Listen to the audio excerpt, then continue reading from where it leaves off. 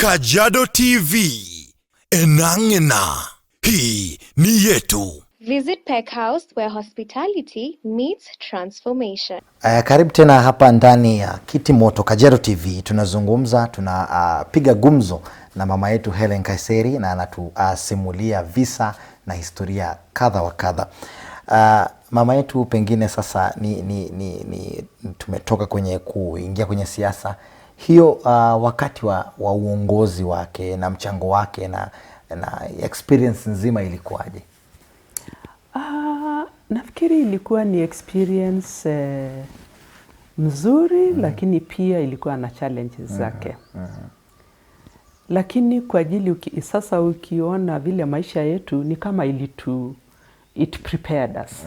So we didn't see it as a burden so much, but when dynamics of politics change, it sort of sometimes would get us off guard. If you remember, we started with Kanu, and at that time, that is when everybody was running away from Kanu. Yeah. So in fact, the youth would come and tell me, Mom, unajua nyinyi mko the right people, but in the wrong party. And of course, we would always go against the grain, but would be successful. And he came out overwhelming, and this was a very big constituency. If you know Kajiado, it is like it's like the whole county was Kajiado Central. Yeah. Because from the escarpment at Singiraine just before Magadi, all the way to near Amboseli, and he was able to manage the whole constituency. So this was a very large area. It was. But having come from the military, that was nothing. Yeah. He was able to do very well. And I also, it gave me an opportunity to understand the needs of our people. Of course, I knew, having grown up, I knew. And that was at the times, yes, I understood better. And we used to be pained seeing our people during drought to be the ones who are lining up to be given relief food. We knew that the people who are most affected in this community are the women, because all factors are against them. The culture is against them. The weather, it's a very harsh terrain, drought is always there, illiteracy levels. So there are a lot of factors that are always working against particularly the girl child and the woman. So we targeted. So as he continued putting up schools, which I think up to now, nobody has broken his general's record. He put up so many schools. There was by the time 2 or 3, there was only one secondary school. And I think by the time he was leaving to move now to become a CS, I think he had put up almost 30 secondary schools. Wow. And so many primary schools, dispensaries, the whole constituency really changed. And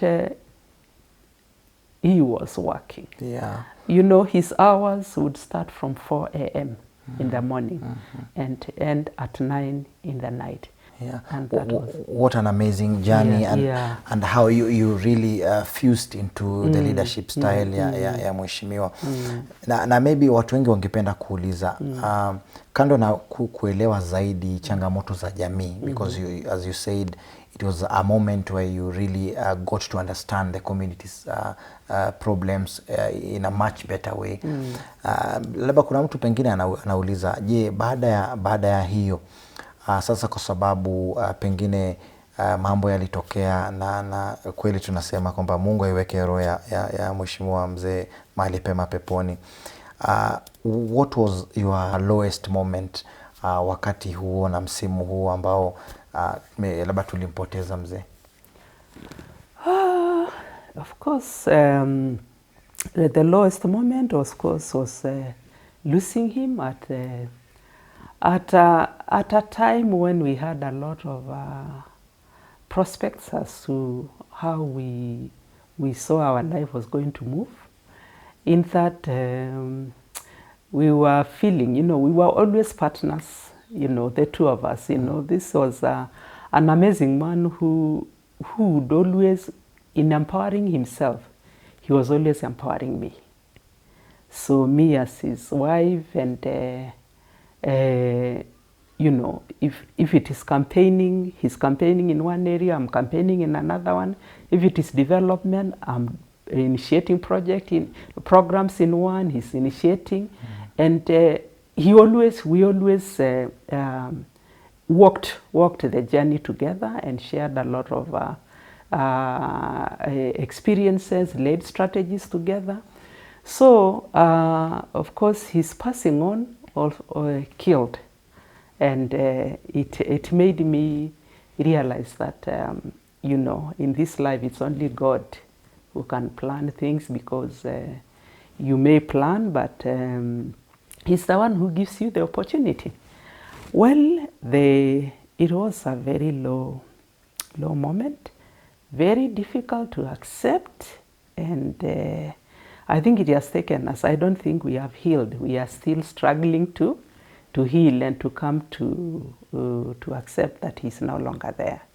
But we've, because of our Christian faith, we have accepted, and we are moving on. The children are doing well in their different professions. At least everybody is where they're supposed to be in different aspects. We are glad one of them got married in December, and we thank God. And the others are also following suit, and we are blessed. The family is growing. At least now blessed. I have 3 grandchildren, and when they come around, they sort of dry my tears. That because in Andrew's son, I can see General. In Soela's daughters, I can see myself. So that has given me joy. Yeah. That's powerful. It's a moment that you're rising up again through the family. Inaonekana wazi kwamba mama ni strong believer wa familia na anaamini sana nguvu ya familia. Si wewe unafikiriaje? Unaweza tuzungumzia pale chini kwenye comments. Je, wewe unaamini kwamba familia ina nguvu? Familia inaleta mwangaza tena sehemu ambayo pamevunjika? Na kwenye familia pia kuna faraja na kuna wito na kuna mwangaza ambao unakuja na familia. So nguvu kubwa sana hiyo ndani ya familia, kama anavyoeleza hapa Mama Hellen Nkaisserry. Na maybe now in a different note, a lot of people have seen you doing a lot of activities at the community level. Maybe you can just shed some light on what exactly you are doing here in Kajiado, and maybe in the country in general, kwa sababu watu wamekusikia kwenye mchango ya mambo ya maziwa, mambo ya shanga, kwa mambo ya jamii, mambo ya kina mama. Labda ni kwa mfano tu unaweza taja mambo kadhaa ambao umeweza kufanya sasa hivi kwa sababu ya jamii yetu. Asante sana. Kwa kweli ukifika mahali ambapo nilipo, kile ambayo italeta furaha and a bit of relief in your heart is trying to progress the agenda or the legacy. The legacy that my late husband had. And to me, that is what drives me. And it drives me to be able to carry it on, because as I see, that's why I am still here. And that's why God had given me the opportunity for Him to train me, to involve me. So I feel that I have something to do. So I've tried to carry His legacy in 3 fronts. One, of course, is at the family front, to make sure that, home is still home, warm, where my children can come to and my grandchildren. and making sure that everybody is able to do what they have to do, and carrying on the family business, which is livestock, which is the which we were doing it not for ourselves only, but we were doing to impact the lives of our pastoralists, farmers around us, to understand that this is a business that if you work so hard and put it in a structured way, it can be able to bring value, educate your children, and change your life. So we are still, on the family front, we still doing the ranching. We, in fact, it has gone even higher. We do the large-scale ranching, targeting the beef industry. We have invested in the whole value chain, from ranching, taking care of livestock, slaughterhouse, to butcheries, to supplying meat to institution, and even marketing the byproducts like milk and even manure. Yeah, I sell even manure. Okay. Yeah. You're a shrewd business Yes, person. yeah, to, whatever value products that come out of livestock. That's on the family. So that is sustaining us, that keeps me busy, that gives me, gives a chance to my children to want to come home, because there's an economic value. So we all do the work together. So whoever has a chance, but one of the, the youngest one, Ken, does more of the work with me, taking care of the cows and what have you. Unafuga ng'ombe gani? Tunafuga ng'ombe za saiwal. Saiwal, because it's for beef. Yeah. So sometimes we cross with Boran. So that we can have more weight for people who are in the meat, they'll understand. Yeah. So that's on the family. Yeah. Then on the community, I have carried on this program, which I had started when Mzee was alive, when he was a leader.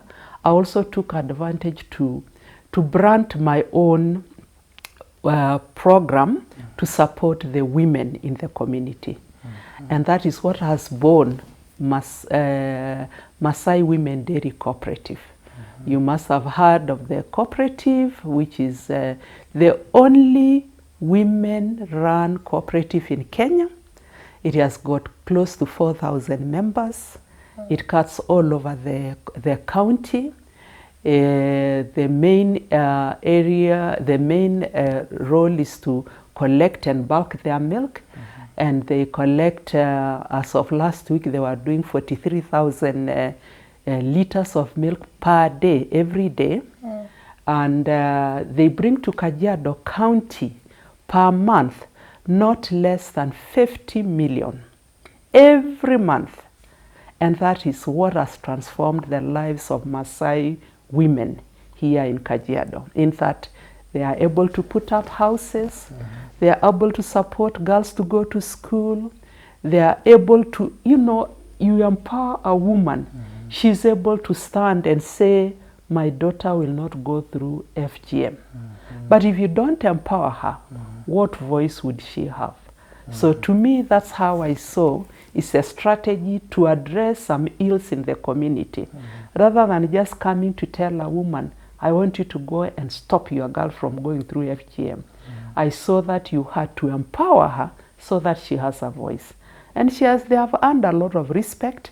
Even it has reduced conflicts within their homes, in that they are also having something they bring and of economic to their home. Whereas the man owns the cattle and the land and everything, but traditionally, and that's why I use the milk to empower the women, because traditionally in Maasai culture, the milk belongs to the woman. So that's the tool, that's what I saw. And when I was starting this, it was amazing.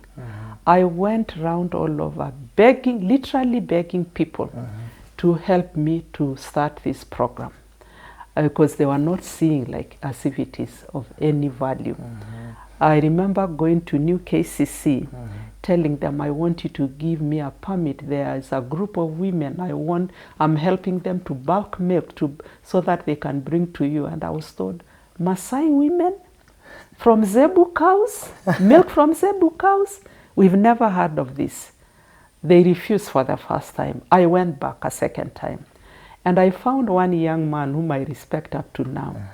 And he told me, Mom, just out of your respect, I'll give you this permit, but I don't think it's anything that will work. What? Within 2 days, he was calling me, Mom, we can't believe it. Because I remember the first day in 2005, we took 650 liters. And he told me the butter content in that milk was 4%, whereas normally for dairy cows is 1.3%. Oh my, amazing. And this is what the profit that Nkaisserry is going to make from this milk from Maasai women in Kajiado. So instead of me going to beg them to continue giving me a permit for the women, they were the ones pleading, please tell them not to stop, please. Well, now we will link you to so and so. Now we will help you to get training. And that's how I started Maasai Women Dairy Cooperative. Amazing, amazing. After using milk to empower women. To empower women. Oh my. Yeah. And after that, now, you remember now, the late General was the MP. Yeah. So when he saw that, what? This is really working. Okay, I'll write a letter to CDF to allow me to put up collection centers for these women. Wow. So he put up 8 collection centers. One in Maltisa, in Bisil, in Kajiado, in Bullseye here, in Korika, Sultan Hamud, Elangatawas, so all over the county. So yeah, because I understand Sultan is outside Kajiado Central. It is outside, but it was part of Kajiado Central. Ah, so, by that time. Yeah, that time. So he put up 8 collection centers in the name of Maasai Women Dairy Cooperative. So he got them, he made sure they got the plots in their name of the cooperative. He made sure that the CDF and fundraising, he would call MPs to come and fundraise for these women. And he really fundraised for them.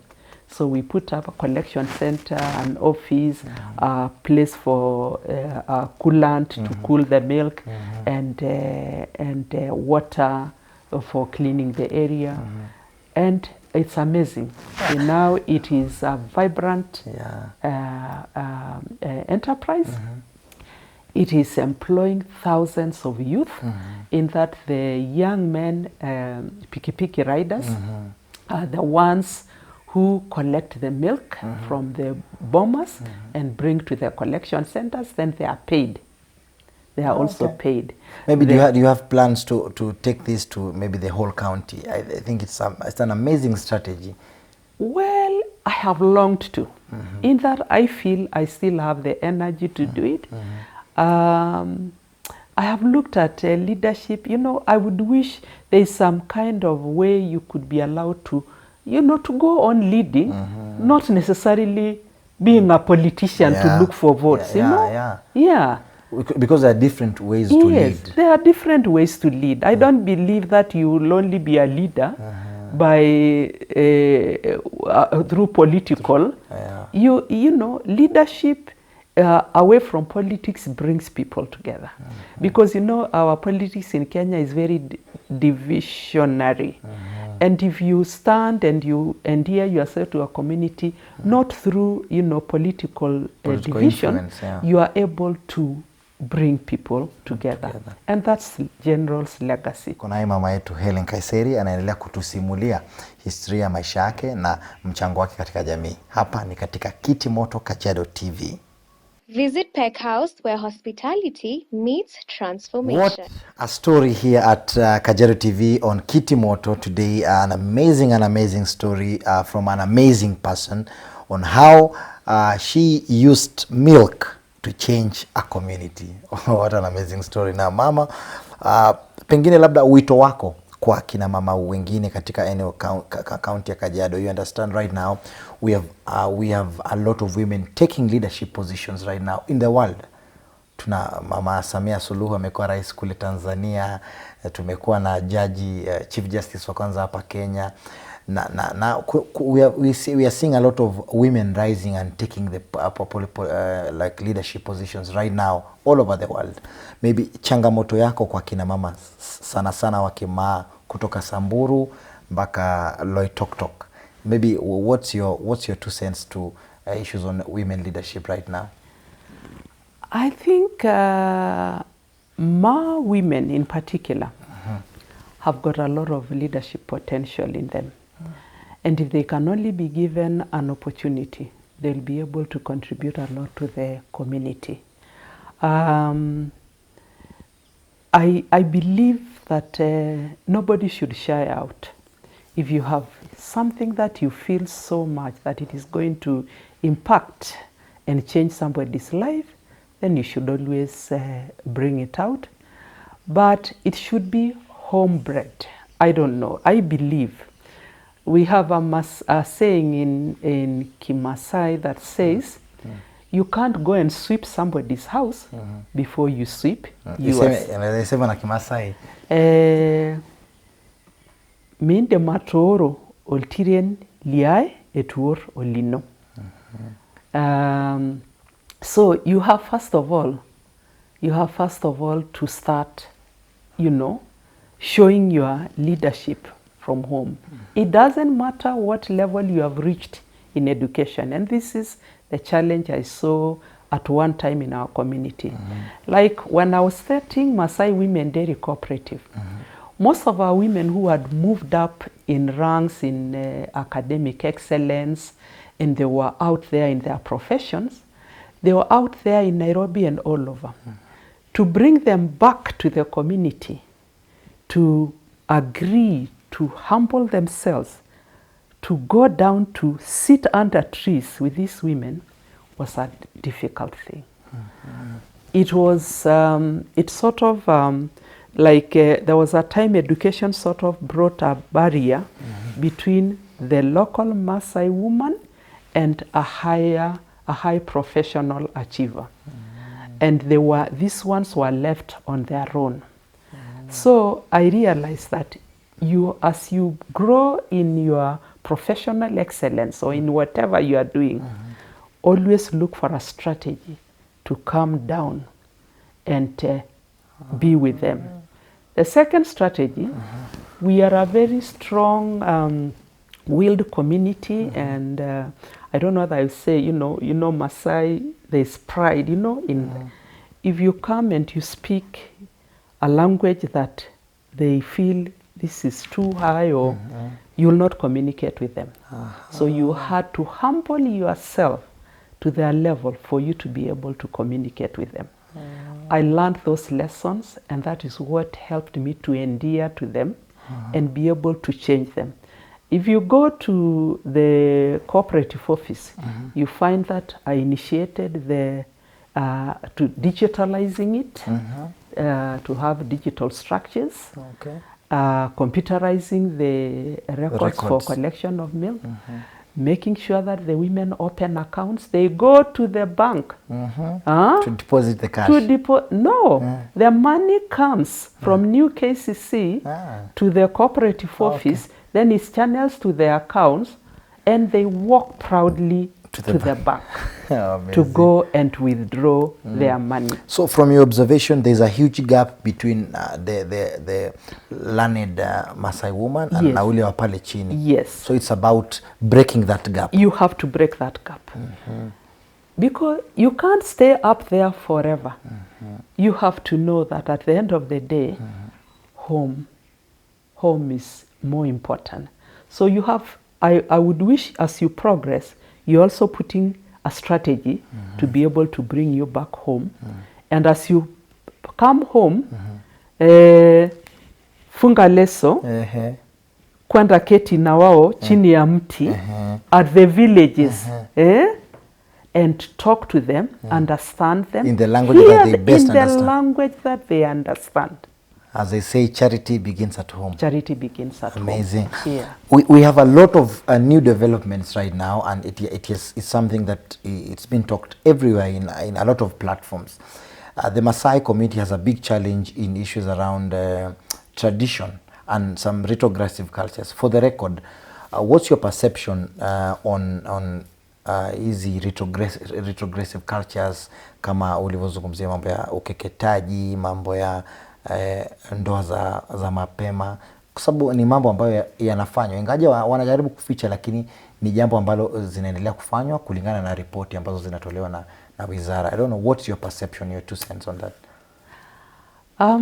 It is so true what you are saying, and it also pains those of us who come from this community, because we I would wish that I help them to understand the value of leaving some of these retrogressive practices. But I can only do that by winning their hearts, by trying to give them alternatives.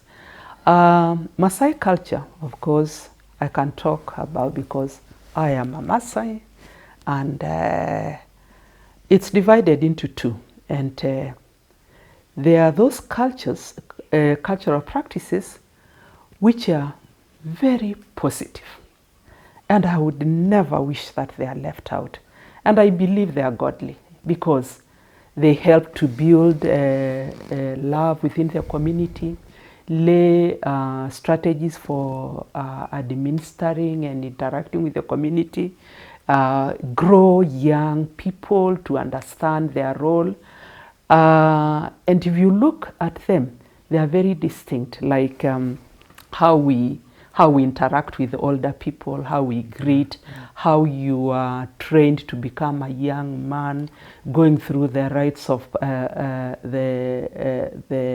rites of passage for a young man, particularly because, you know, a man, a boy, you know, in the Maasai community was somebody who was looked up upon so much, and it is still there because they are the leaders. And they'll be leaders. So Maasai culture always had a way of making sure that, you know, they are always central in all development. But there are those retrogressive practices. They are few and very poisonous. And these were not initially Maasai cultures. It was a way of bringing down somebody. FGM was to subdue a woman, to make sure that she is always down there. That is not anything that you'd wish to go. A woman who has not gone through FGM can still take care of her family so well, and even stand in the community proudly and contribute. Issues of forced marriages. I was not forced into marriage. In fact, let me give you an example. When I was taking my husband to go and introduce him to my parents, our section were fighting the section where he comes from. We were from Dalaliakutuk, and we are now Matapato. And those years, they were fighting and killing each other. So they were enemies. And my father, having been a chief, when we went, my uncles and my cousins, the young Maasai Moran, were shaking. How do you bring an enemy and you come and say this is the person who wants to marry you? But my father, I always thank him. He stood among his relatives and said, I have pleaded for peace to come between these two warring sections of Maasais. If it is my child who is going to bring peace, so be it. And that is how we got married. So at that time it wasn't forced? It was, I was enforced. My father, my parents accepted. And I don't know why you would force somebody to marry somebody she doesn't like, or even he doesn't like. You should give them the freedom so that you can be able to correct them. Otherwise, it is even difficult to correct them if you force them. So that is who Maasai culture is divided into two. Those which are very positive, and I really would wish.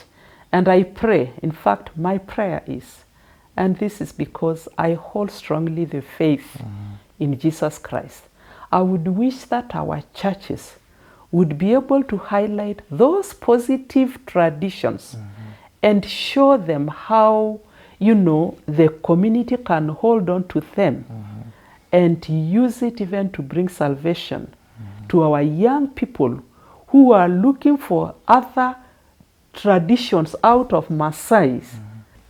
Amazing 2 cents there from mama yetu Hellen Nkaisserry, putting it right and clear here on Kitimoto Kajiado TV. Mama, pengine watu wengi, a lot of people have heard on the Shanga initiative. Yes. And maybe how it's linked to government's strategy to engage also women. Okay, thank you very much.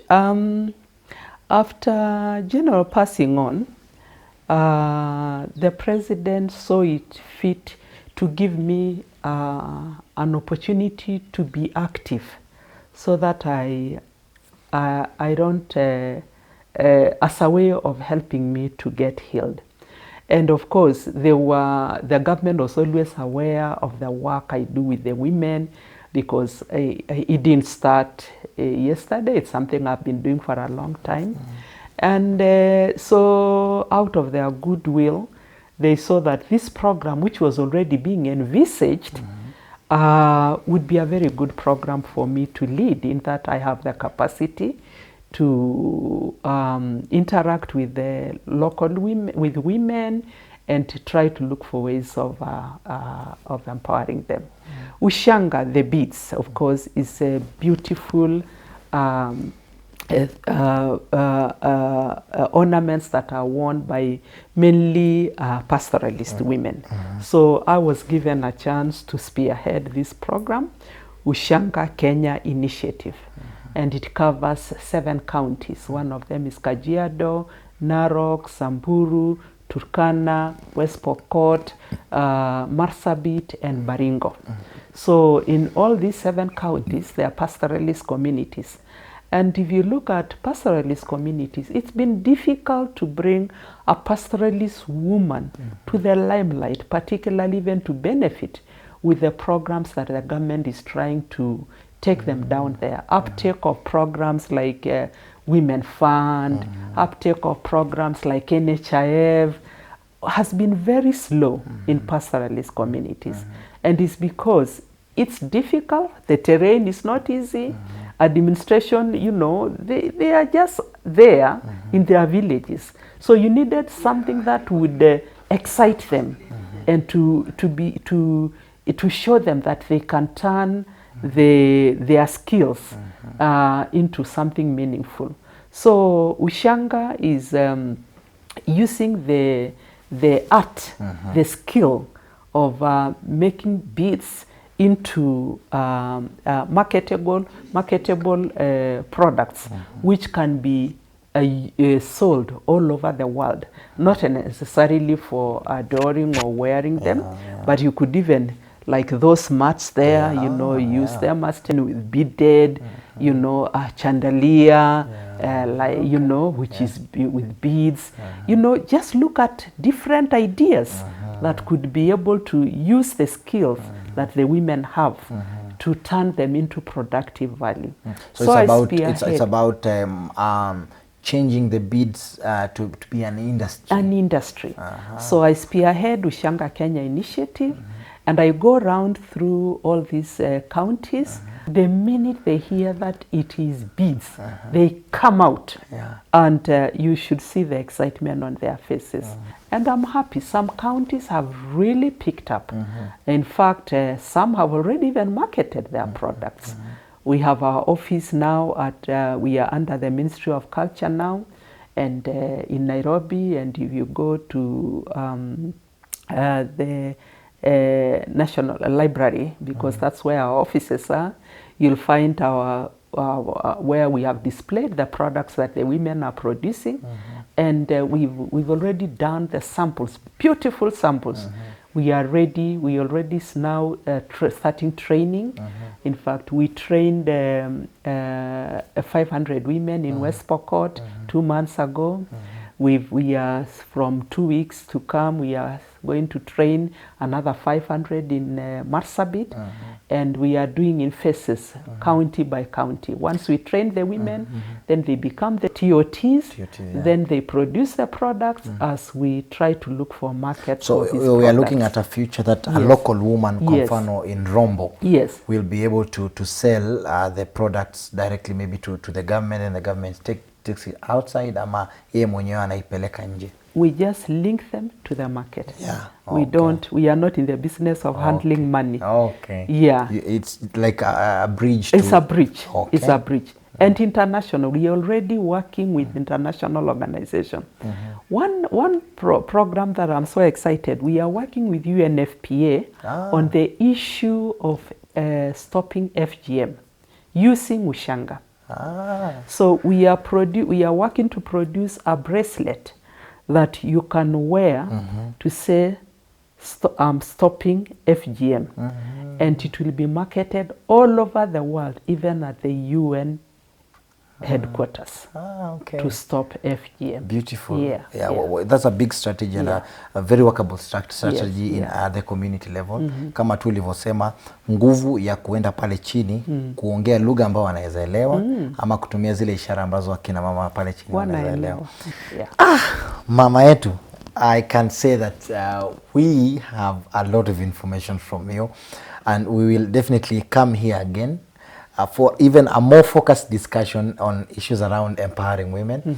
We are really humbled to get all the information from you, and nina imani kubwa ya kwamba mtazamaji na wengine wote ambao watapata kipindi hiki watakuwa wamejazika na ujumbe na ufahamu kuhusiana na mambo mengi sana. Na leo kwa mara ya kwanza tumekuwa na mama yetu Hellen Nkaisserry ambaye ametuzungumzia mambo mengi sana kuhusiana na familia yake, kuhusiana na uongozi, kuhusiana na masuala ya kuimarisha na kupatia kina mama nguvu zaidi katika uongozi wa kibiashara, uongozi wa kifamilia na mambo ambayo yanahusiana na hayo.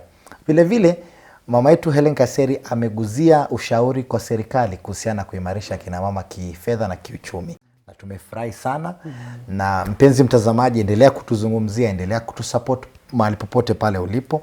Endelea kutufuata kwenye mtandao wa Facebook Kajiado TV, endelea kusubscribe kwenye mtandao wetu wa YouTube Kajiado TV. Tuzungumzie, kama una maswali, maoni, mapendekezo, tuandikie kupitia barua pepe yetu kajiadotv@gmail.com.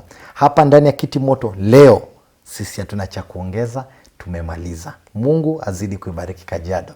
Asante sana.